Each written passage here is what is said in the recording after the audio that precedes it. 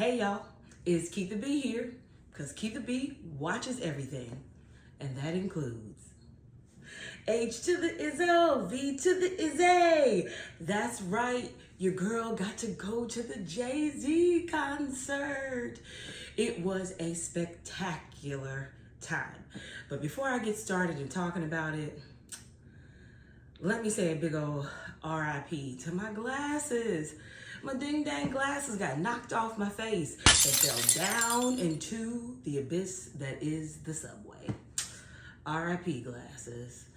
Anywho, let's talk about this show. Okay, first, I gotta give a shout out to OTK Event Productions for calling that show, because I'm a theater kid and no matter what kind of show I'm seeing, I am noticing the production quality. So I know there was a stage manager somewhere calling cues like a beast. It was excellent.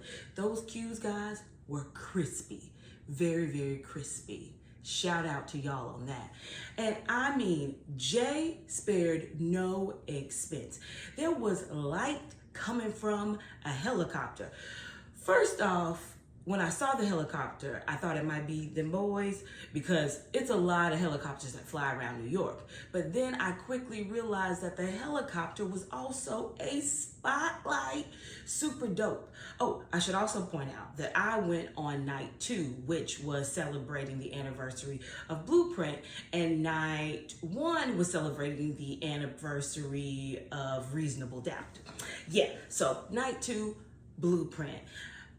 DJ D Nice opened up, and as usual, this is my second time being in the room when DJ D Nice is spinning, and it was also a good time. And I was with my brother. Shout out to DJ Choreo. We had a really fun time together. Really, really enjoyed it. I think it was our first concert ever together, and I hope we do it again, bro. But anyways, back to the show.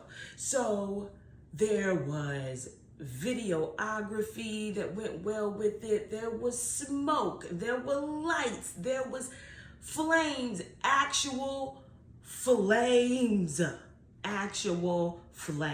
And we had a few surprises. We got Slick Rick, Eminem, and I'm like, when did Eminem turn to 53?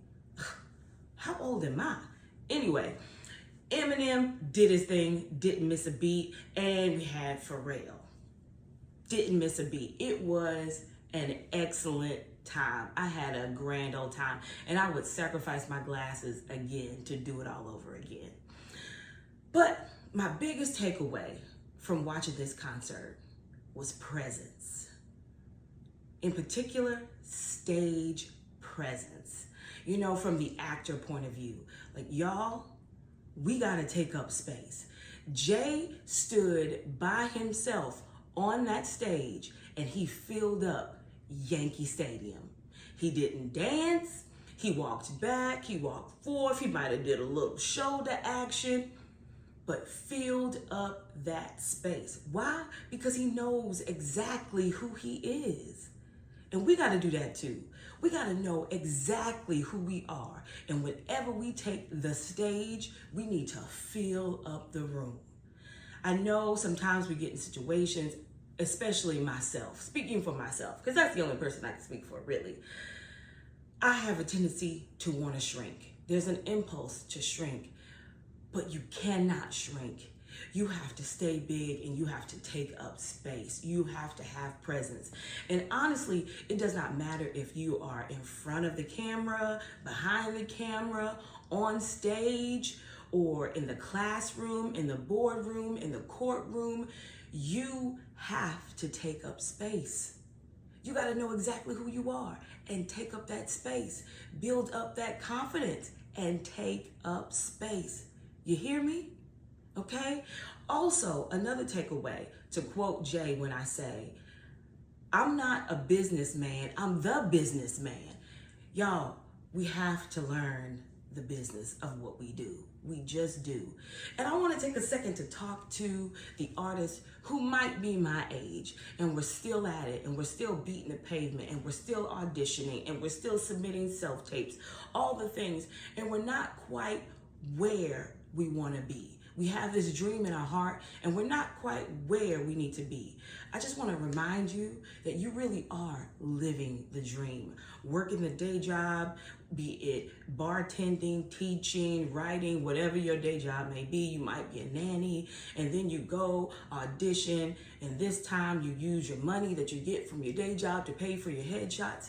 That's all a part of what we do. It's a part of the job. So we really are living our dreams.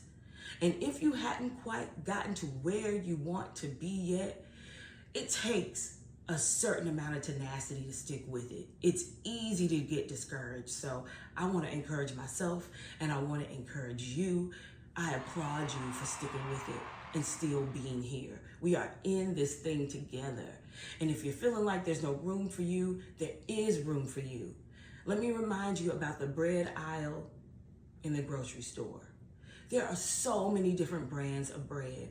Those people could have went in and saw Sara Lee and been like, oh, Sara Lee already got wheat bread. Sara Lee already got honey bread, and decided to not make their bread. But people making bread anyway and selling.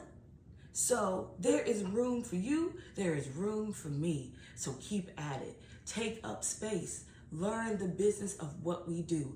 I know some of us came from college programs that only taught us how to be artists.